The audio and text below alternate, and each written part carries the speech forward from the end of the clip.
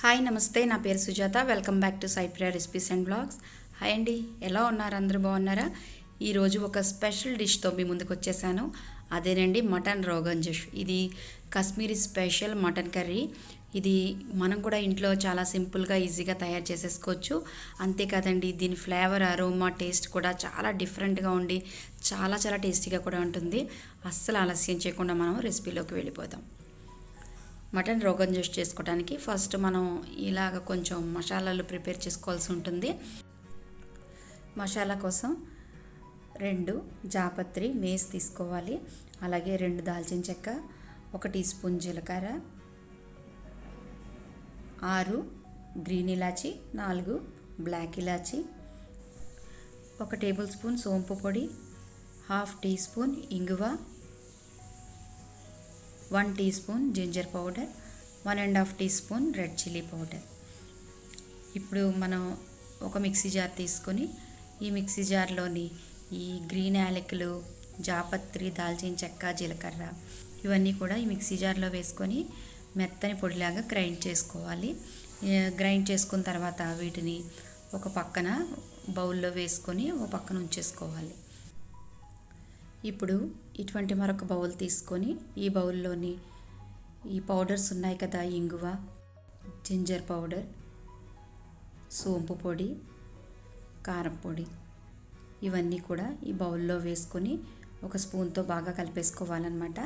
ఇలా బాగా కలిపేసుకున్న తర్వాత దీనిలోని కొద్దిగా వాటర్ వేసుకొని పేస్ట్ లాగా కలుపుకోవాలి. అంటే మరి ముద్దలా కాకుండా కొద్దిగా జారుగా ఉండేటట్టుగా కలుపుకోవాలి. ఈ విధంగా బాగా కలిపేసుకున్నాక దీన్ని ఒక పక్కన పెట్టేసుకొని ఇప్పుడు మనం కూర చేసుకోవడం స్టార్ట్ చేసేద్దాం. స్టవ్ పైన ఇలా ఒక ప్యాన్ పెట్టుకొని దీనిలో 2 టేబుల్ స్పూన్ల నెయ్యి వేసి వేడి చేసుకోవాలి. నెయ్యి వేడెక్కగానే దీనిలోని 4 నల్ల ఇలాచీ వేసుకొని ఒకసారి బాగా కలిపేయాలి.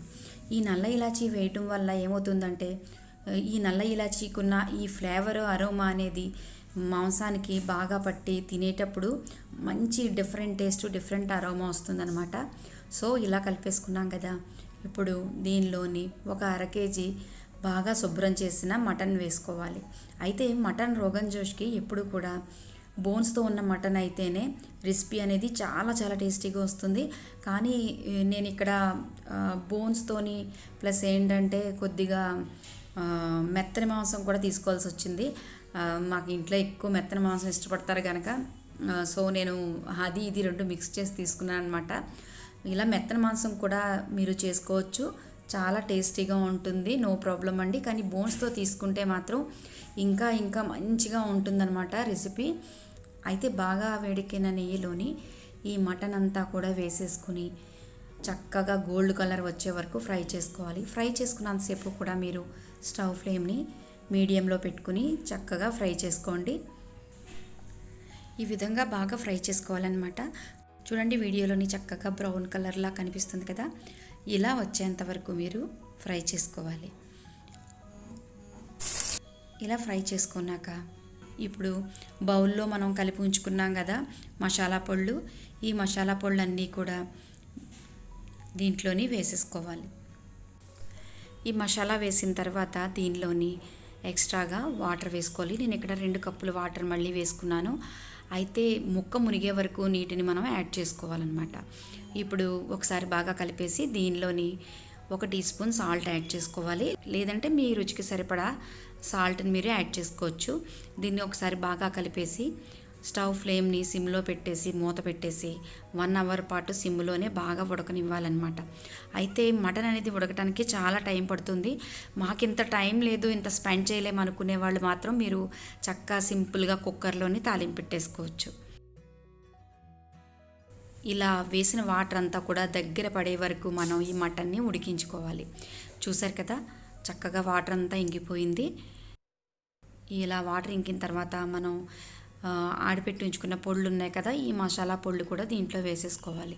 ఇలా మసాలా పొడి వేసుకుని ఒకసారి బాగా కలిపేసి దీనిలో మళ్ళీ 1 కప్పు లేదా 1.5 కప్పు, అంటే మనం మాంసం ఉడికిన దాన్ని బట్టి మళ్ళీ మనం వాటర్ని సెకండ్ టైం యాడ్ చేసుకోవాలి.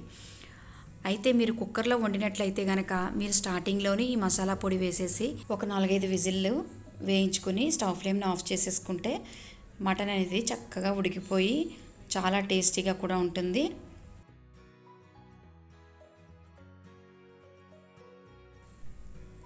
మటన్ రోగన్ జోష్ రెడీ అయిపోయిందండి. చూసారు కదా చక్కగా ఉడికిపోయింది. అయితే ఇలా గిన్నెలో చేయటం వల్ల నాకు ఇంచుమించు గంటన్నర పట్టింది టైము. అందుకే మీరు వీలైతే కుక్కర్లోనే చేసేసుకోండి. చూసారు కదా చక్కగా ఎంత మంచి కలర్ వచ్చిందో. అయితే ఇక్కడ నేను ఇంత మంచి కలర్ రావడానికి ఏంటంటే కాశ్మీరీ రెడ్ చిల్లీ పౌడర్ని వాడాను. మీకు వీలైతే కాశ్మీరీ రెడ్ చిల్లీ వాడండి, లేదంటే మీరు ఇంట్లో మంచి మిరపకాయలతో చేసుకున్న పచ్చికారం అయినా సరే వాడుకోవచ్చు. చూసారు కదా మటన్ రోగన్ జోష్ని ఎలా తయారు చేసుకోవాలో చూపించాను. ఇది నిజంగా మంచి రెసిపీ అండి. మంచి aroma, different taste, different aroma, చాలా చాలా బాగుంటుంది. మీరు కూడా తయారు చేసి ఎలా వచ్చిందో నాకు కమెంట్ చేయండి. అలాగే మరిన్ని వీడియోస్ చూడటానికి నా ఛానల్ని సబ్స్క్రైబ్ చేసుకోండి. అలాగే నా వీడియోస్ని మీ ఫ్రెండ్స్ అండ్ ఫ్యామిలీ మెంబర్స్ అందరికీ కూడా షేర్ చేయండి. నా ఛానల్ని లైక్ చేయండి. Thank you for watching.